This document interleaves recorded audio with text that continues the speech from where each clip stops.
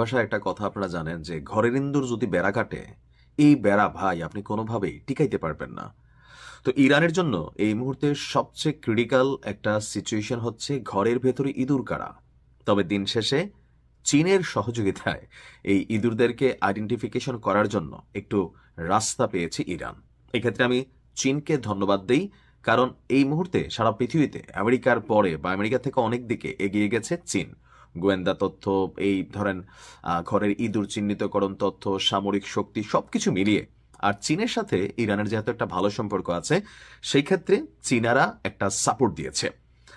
চীনা পর্যবেক্ষক এবং সামরিক বিশ্লেষকরা ইরানকে সতর্ক করেছেন যে ইরানি গোয়েন্দা সংস্থায় এবং দেশটির স্পর্শকাতর স্থাপনাগুলোতে মোসাদের এজেন্টদের অনুপ্রবেশের ক্ষেত্রে ইসরায়েলি গোয়েন্দা সংস্থাটির সাফল্য বিশ্বব্যাপী নিরাপত্তা ঝুঁকির একটি প্যান্ডোরার বাক্স খুলে দিয়েছে।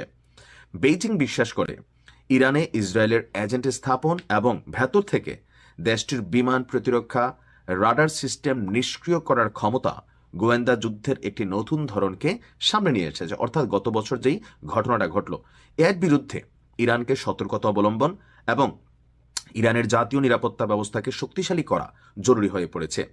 এ কারণে ইরানে ইসরায়েলি গোয়েন্দা অনুপ্রবেশ রোধ করা এবং দেশটিতে বর্তমানের মোসাদের যেসব এজেন্ট সক্রিয় রয়েছে তাদের শনাক্ত করে গ্রেপ্তার করতে প্রযুক্তির সহযোগিতা বৃদ্ধি করেছে চীন। প্রকাশিত এক প্রতিবেদনে বলা হয়েছে, ইরানের সরকারি ডেটাবেস এবং সফটওয়্যারে যে সিভিল রেজিস্ট্রি এবং পাসপোর্ট ডেটা অন্তর্ভুক্ত ছিল তাতে ইসরায়েলি এজেন্টরা কিভাবে ঢুকতে পেরেছে তা তদন্ত করতে চীন এবং রাশিয়া ইরানকে সহযোগিতা করছে। এই সহযোগিতার লক্ষ্য হল মোসাদ যে প্রযুক্তিগত ফাঁকগুলোকে কাজে লাগিয়ে ইরানের স্পর্শকাতর সামরিক এবং পারমাণবিক লক্ষ্যবস্তুতে পৌঁছাতে পেরেছিল সেই সব ফাঁকফোকর এইবার বন্ধ করা। এছাড়া ইরানের প্রতিরক্ষা গোয়েন্দা সক্ষমতা বাড়ানোর প্রতিও সমর্থন দিচ্ছে চীন। ইরানের চীনা নজরদারি উপগ্রহ সরবরাহের মাধ্যমে ইসরায়েলি গোয়েন্দা অনুপ্রবেশ রোধ করার জন্য ইরানের সক্ষমতা বাড়াতে বেশ কিছু সাপোর্ট করে বসেছে চীন। ইরান তার দূরবর্তী পর্যবেক্ষণ এবং গোয়েন্দা তথ্য সংগ্রহের সক্ষমতা বাড়াতে চেংগুয়াংয়ের মতন শীর্ষস্থানীয় চীনা কোম্পানিগুলোর কাছ থেকে উন্নত প্রযুক্তি এবং সাহায্য পাচ্ছে, যাতে এর মাধ্যমে তারা ইসরায়েলি গতিবিধি বা মার্কিন যুক্তরাষ্ট্রের গতিবিধি আরও সঠিকভাবে ট্র্যাক করতে পারে। মার্কিন এবং পশ্চিমা জিপিএস সিস্টেমের উপর নির্ভরতা কমাতে এবং এর বিকল্প হিসাবে বেইডু নামে পরিচিত চীনা নেভিগেশন সিস্টেমে নিজেদের জিপিএস সিস্টেমকে রূপান্তরের পরিকল্পনা নিয়েছে ইরান। এই পদক্ষেপের লক্ষ্য হল পশ্চিমা প্রযুক্তির উপর নির্ভরতা কমানো, কারণ পশ্চিমা প্রযুক্তি সবসময় হ্যাকিং বা ব্যাঘাতের ঝুঁকিতে থাকে। এর আগে ফাঁস হওয়া একটি প্রতিবেদন বলছে ইরানের প্রতিরোধ সক্ষমতা জোরদারে সামরিক সহযোগিতা করবে চীন।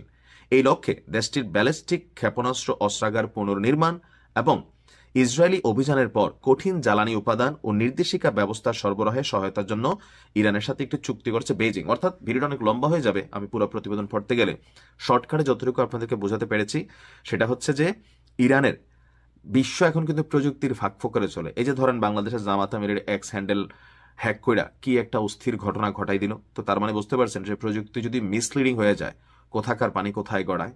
তো সেই ক্ষেত্রে ইরানের যে দুর্বলতাগুলো আছে সেগুলোকে সাপোর্ট করতেছে চীন, আর চীনকে এই জন্য আমি আন্তরিক ধন্যবাদ দিই। ভালো থাকবেন।